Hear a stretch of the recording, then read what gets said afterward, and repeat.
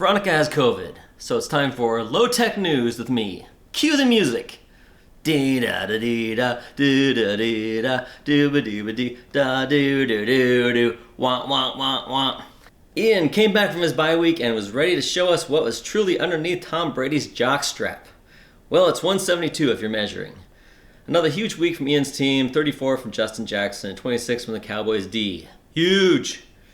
Kyle had the second biggest scoring team in the league this week with the big points from Josh Allen, Chase Edmonds, and that Waddle guy.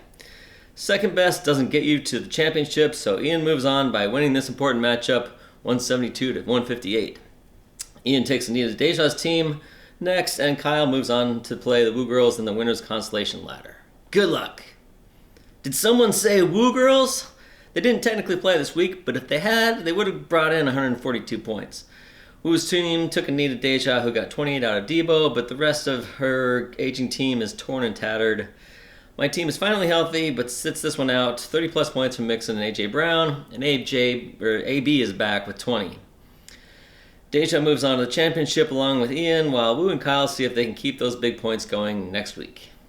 Patty has a blowout week, beating Ed 116 to 0, as Ed continues to sit out the rest of the season. Ed would have started Joe Burrow, most likely, the highest scoring player in the league with 46.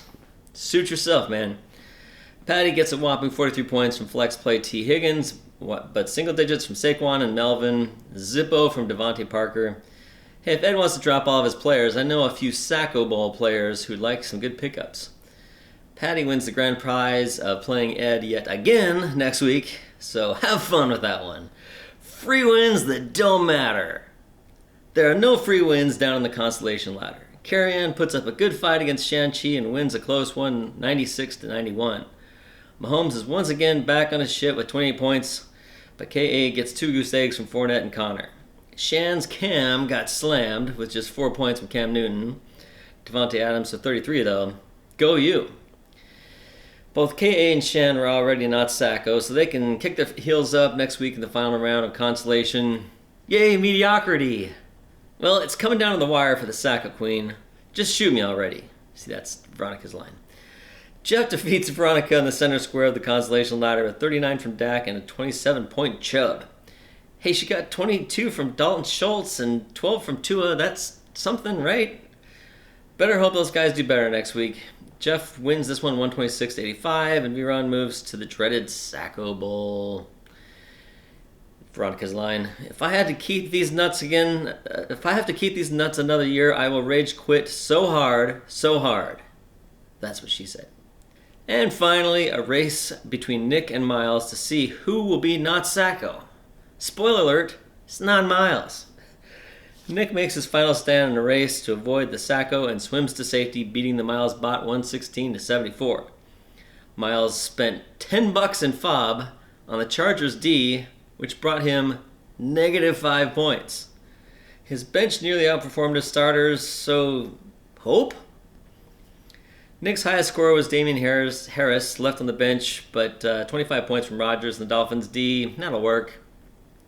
Nick's Autobots have their best week since week 7. See? Auto drafting really can pay off, kids. Next week, this is it. Ian takes Anita Deja for the championship. Woo faces Kyle for second and third place. The dreaded Sacco Bowl is set. Will Viron be able to defeat the low-power Miles bot?